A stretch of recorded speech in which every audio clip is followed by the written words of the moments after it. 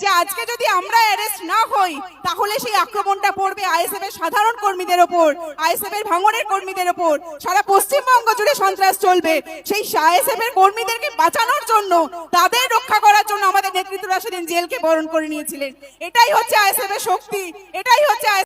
আমি শুনছিলাম যে আমার আগে যারা পূর্ববর্তী বক্তারা বলছিলেন তারা একটা কথাই বারবার জোর দিচ্ছিলেন যে আসলে বিজেপি এবং তৃণমূল একই মুদ্রার এপিঠ আর ওপিঠ, যাই তৃণমূল তাই বিজেপি। আমি এরকম একটা সিদ্ধান্ত টেনে দেওয়ার আগে একটা দুটো ঘটনার উল্লেখ করব। আমরা জানি গত দু বছরের কাছাকাছি পশ্চিমবঙ্গের রাজনীতিতে সবচেয়ে বিতর্কিত যে বিষয় সেটা হচ্ছে 100 দিনের কাজ। 100 দিনের কাজ নিয়ে সমস্ত সংবাদ মাধ্যম, এমনকি রাজ্য শুধু নয়, এই দেশের রাজনীতিও তোলপাড় হয়েছে। কেন না, পশ্চিমবঙ্গে 100 দিনের কাজ, সেই কাজের টাকা আটকে দিয়েছে, শ্রমিকদের মজুরি আটকে দিয়েছে কেন্দ্র সরকার, আর তার বিরুদ্ধে রাস্তায় নেমেছে, আন্দোলন করছে আমাদের রাজ্যের তৃণমূল সরকার। এই যে 100 দিনের কাজ, আমি বর্তমান রাজ্য এবং কেন্দ্র সরকার কি করেছে এই গত 2 বছরের আগে পিছিয়ে একটু 10 বছর আগে চলে যাব। আজ থেকে 10 বছর আগে 2014 সাল যখন বিজেপি প্রথম আমাদের রাজ্যের আমাদের দেশের শাসন ক্ষমতায় এলো, প্রথম 6 মাসে তারা একটা গুরুত্বপূর্ণ কাজ করলো। গুরুত্বপূর্ণ তাদের কাছে, কারণ তাদের মনে হয়েছিল দেশের অর্থনীতি, দেশের টাকা পয়সা খুব অন্যায় জায়গায়, ভুল জায়গায় খরচ হচ্ছে। তাই তারা এসে প্রথমেই কি করলেন, প্রথম 6 মাসে তারা যেটা করলেন, 100 দিনের কাজের জন্য যে টাকা বরাদ্দ করা হয় সেই টাকা প্রথম ধাক্কায় 24,000 কোটি টাকা থেকে কমিয়ে এক ধাক্কায় 12,000 কোটি টাকা করে দিলেন, অর্থাৎ অর্ধেক করে দিলেন প্রথম 6 মাসে। এই বিজেপি সরকার যারা আজকে পশ্চিমবঙ্গে রাস্তায় রাস্তায় তৃণমূলের বিরুদ্ধে আন্দোলন করছে, যারা বলছে তৃণমূল কংগ্রেস 100 দিনের কাজে দুর্নীতি করেছে, হ্যাঁ ঠিক কথা করেছে, কেউ অস্বীকার করছে না, ঠিক করেছে। কিন্তু তোমরা যখন সরকারে এসেছিলে তোমরা কি করেছিলে ভাই? তোমরা যখন সরকারে এসেছিলে তোমরা তো প্রথমবার শাসন ক্ষমতায় এসেই সারা দেশের মানুষের 100 দিনের কাজের টাকা কমিয়ে অর্ধেক করে দিয়েছিলে। তাহলে আজকে তোমরা কোন মুখে এই রাজ্যের 100 দিনের কাজে দুর্নীতির বিরুদ্ধে কথা বললো? তোমাদের কোন অধিকার আছে? 100 দিনের কাজের টাকার দুর্নীতির বিরুদ্ধে যদি কারোর কথা বলার অধিকার থাকে তাহলে সেটা তৃণমূল বা বিজেপি নয়, তাহলে 100 দিনের কাজের যারা কাজ করেন সেই শ্রমিকদের কথা বলার অধিকার আছে, অন্য কোনো পার্টির নয়। যারা প্রত্যেক দিন কোদাল নিয়ে, ঝুড়ি নিয়ে মাটি কাটেন, পুকুরে মাটি কাটছেন, রাস্তার কাজ করছেন, তাদের কথা বলার অধিকার আছে। যারা দিনের পর দিন কাজ করে টাকা পাননি, সংসার চলেনি লকডাউনের সময়, তাদের কথা বলার অধিকার আছে। ওই তৃণমূল আর ওই বিজেপির নেই।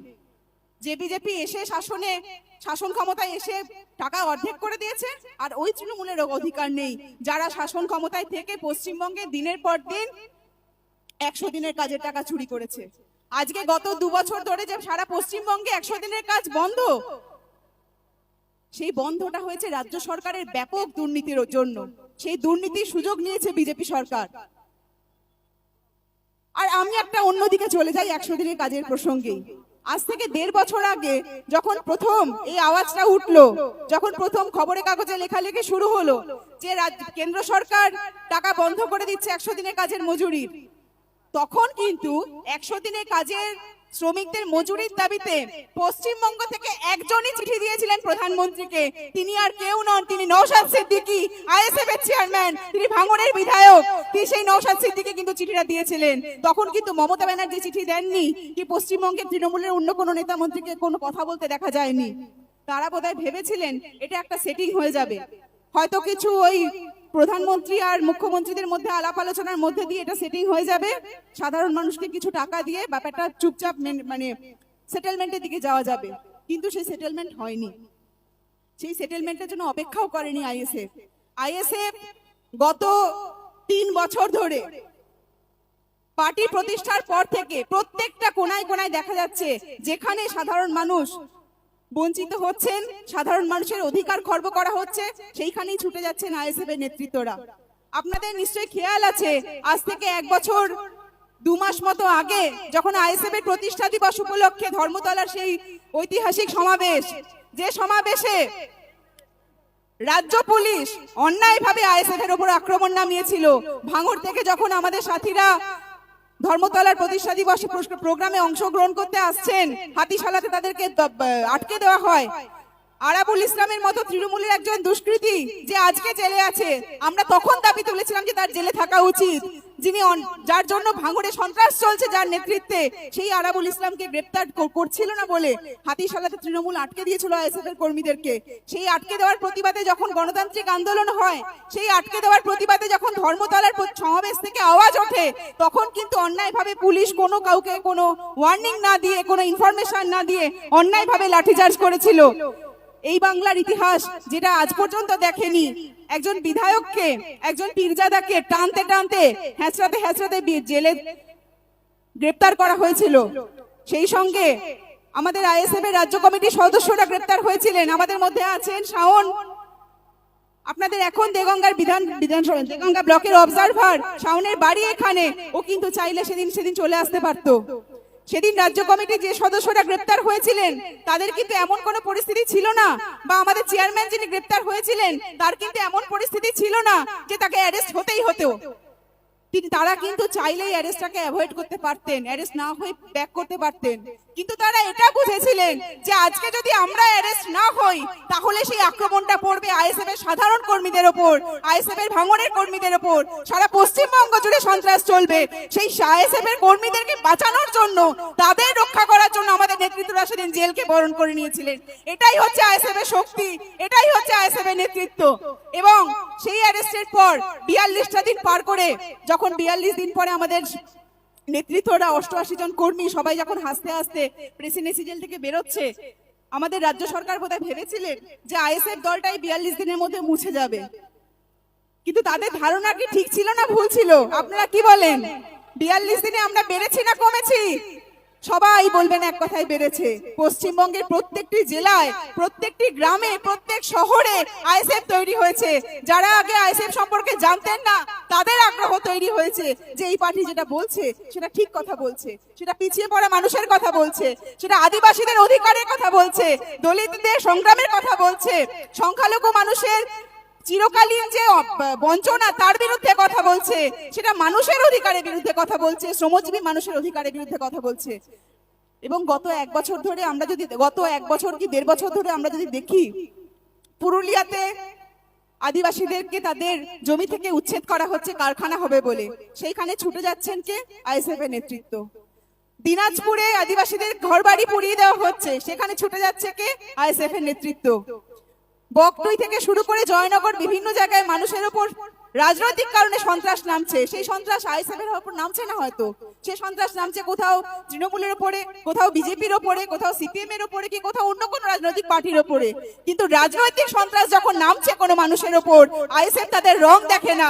আইএসএফ দেখে যে মানুষের উপর সন্ত্রাস নামছে, মানুষের উপর যদি কোনো সন্ত্রাস নামে সেইখানেই আইএসএফ দাঁড়াবে, যেখানেই অন্যায় সেইখানেই আইএসএফ ছুটে গেছে। এবং গত 3 বছরের ইতিহাস দেখিয়ে দিয়েছে যে আইএসএফই একমাত্র পার্টি যে দল, রং, মত নির্বিশেষে প্রত্যেকটি অন্যায়ের বিরুদ্ধে কথা বলেছে, প্রত্যেকটি বঞ্চনার বিরুদ্ধে কথা বলেছে। সে বিধানসভায় হোক কি রাস্তার লড়াই হোক, প্রতিদিন তারা কথা বলছেন। আমি 100 দিনের কাজের কথা বলছিলাম, এবার আমি আরেকটা তথ্যে যাই। ঠিক ওই সময় 2014 সালে যখন বিজেপি সরকার প্রথম ক্ষমতায় এলো, তারা ওই প্রথম 6 মাসের মধ্যে আরো একটি কাজ করলেন। কাজটা কি? কাজটা হলো আইসিডিএস এর জন্য যে টাকা বরাদ্দ হয়, অর্থাৎ বাচ্চাদের জন্য জন্মের পর থেকে 6 বছর পর্যন্ত বয়সী বাচ্চাদের এবং গর্ভবতী মায়েদের খাবারের জন্য যে সরকারিভাবে ডিম, সবজি, আলু, যে সামান্য খাবার সরকারিভাবে বরাদ্দ করা হয়, এটা আমাদের দেশের আইন। সেই খাবারের যে টাকা, সেই টাকা বিজেপি সরকার আসার আগে সেই টাকার পরিমাণ ছিল 18,000 কোটি টাকা। বিজেপি সরকার আসার পর প্রথম কলমের খোঁচায় সে টাকা কমিয়ে দিয়ে করে দিল 8,000 কোটি টাকা, অর্থাৎ অর্ধেকেরও কম। তাহলে আমরা আজকে যে পশ্চিমবঙ্গে তৃণমূলের বিরুদ্ধে যে বিজেপি কথা বলছে, যারা নাকি মানুষের অধিকারে কথা বলছে, তাদেরকে কি আমরা এই প্রশ্নটা করব না যে তোমরা চাল চুরির বিরুদ্ধে কথা বলছো? তোমরা কোন চুরি, তোমরা কি করেছো ভাই? তোমরা যখন সরকারে এসেছো, তৃণমূল কংগ্রেস তো আইনের ফাঁক দিয়ে চুরি করেছে, আর তোমরা তো আইন বানিয়ে চুরি করেছো।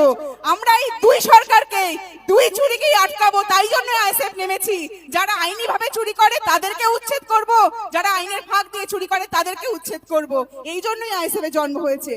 আমরা আইএসএফ এর পক্ষ থেকে বারবার এই কথা বলেছি যে সংবিধানকে আরো শক্তিশালী করতে হবে। আমরা দেখছি সারা দেশ জুড়ে সংবিধান, আমাদের দেশের আইন কানুন, প্রশাসন, বিচার ব্যবস্থা আক্রান্ত। সাধারণ মানুষের অধিকার